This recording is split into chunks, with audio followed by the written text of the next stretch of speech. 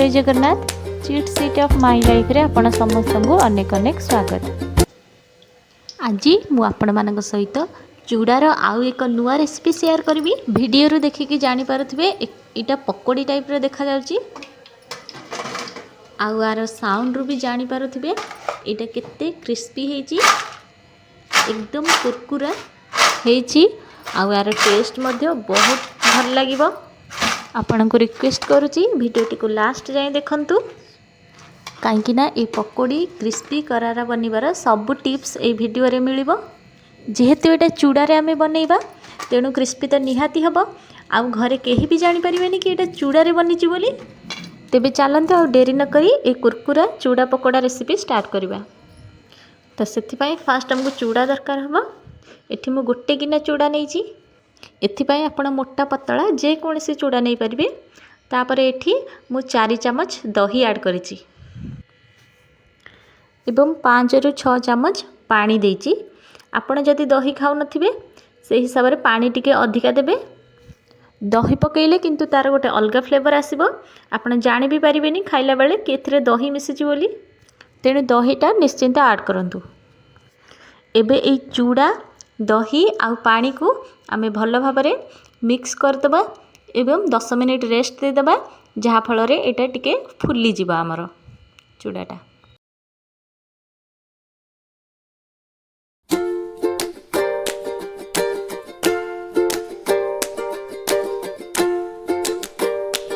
एबे एठी हमर 10 मिनिट ପରେ चूड़ा को मु चेक करूची। सेटा एमती पूरा हमर हाथ रे एमती मिसी जाउची चिपिले। या परे एथिरे मु पियाज ऐड करी। पियाज को मु एकदम पतला पतला करी काटिची आ लंबा लंबा रहिची। आपण जत्ते बेले भी पकोड़ी रे पियाज ऐड करिवे आपण एमती लंबा लंबा करिके ही काटिबे। आ एबे एठी गोटे कंचा आलू को मु ग्रेट करी पानी रे रखिथिली। आपण जत्ते बेले भी आलू काटिबे संग संग पानी रे ऐड कर देबे, नचेतेटा कला पड़ी जिवो। एबे ए आलू को आमे भल्ल भाबरे चिपुड़ी की ए चूड़ा रे ऐड करबा। एबे या परे 2टा कंचा लंका को एमती छोट छोट करी काटी नेची ताकू ऐड करबा। जदि आपण घरे छोट छुआ अछंती तेबे अवॉइड करंतु। आउ किछि धनिया पत्र को एठी मु काटी नै जाईची। आउ एबे एथिरे किछि अदा को ग्रेट करके नेथिली ताकू दे देउची। या परे एथिरे मु 4 चम्मच बेसन ऐड कली। या परे आपण एठी स्वाद अनुसार लूण देबे। या परे घरे हमर गुंड मसला जहाँ थिबो ताकू आमे एथरे ऐड करबा। तो सेथिरे फास्ट एठी काश्मीरी रेड चिली मु नै जे जेहेतु कंचा लंका काटी की नेथिली। या परे गोटे चम्मच जीरा गुंड एवं गोटे चम्मच गरम मसला गुंड एवं गोटे चम्मच चाट मसला। आपन पाखरे चाट मसला नथिले आपण गोटे लेंबू को एमती चिपुड़ी की नै परिबे किबा आमचूर पाउडर नै परिबे। एबे या परे मु 2 चम्मच राशि एथरे ऐड कली काहेकि ना एटा बहुत हमर भल फ्लेवर दबो गोटे पकोड़ा रे आ बढ़िया भी देखा जिवो। एवं सबुठु इम्पोर्टेंट जिनस हला तेल। एठी मो गैस उपरे ऑलरेडी तेल कड़े बसई सारची आ लो फ्लेम रे सेथिरु 2 चम्मच तेल आमे एथरे ऐड करिके आकु भल भाबरे मिक्स कर देबा। सदा बेले आपण गरम तेल ही नेबे। एबे आकु आमे भल भाबरे मिक्स कर सारिबा परे मु आपन को देखैबी पकोड़ीटा आमे केमती पकेइबा।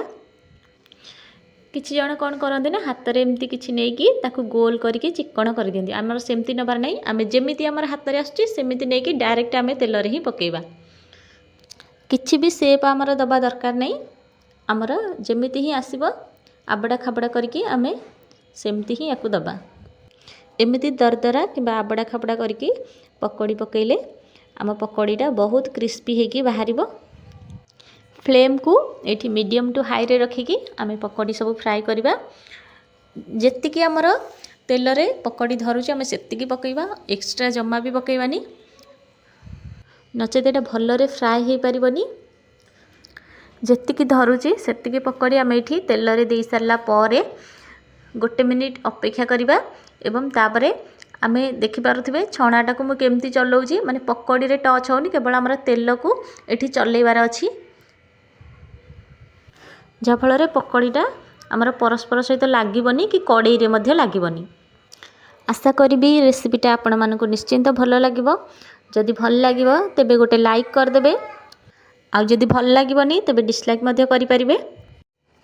आपण मानकु रिक्वेस्ट करिबे रेसिपीटा को गोटे थर निश्चित घरे ट्राए करंतु आ केमिति लागिला मो सहित आपणक अनुभूति कमेंट रे शेयर करंतु। आपणक कमेंट रे अपेक्षा रे रहिली।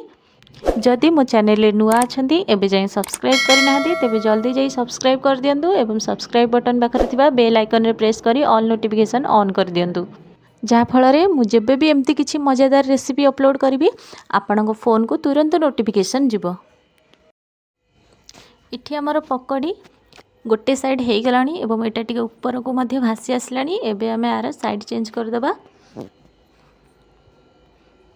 टिके टाइम देकी आपणा को गोल्डन ब्राउन कलर हैला पर्यंत फ्राई करिवे।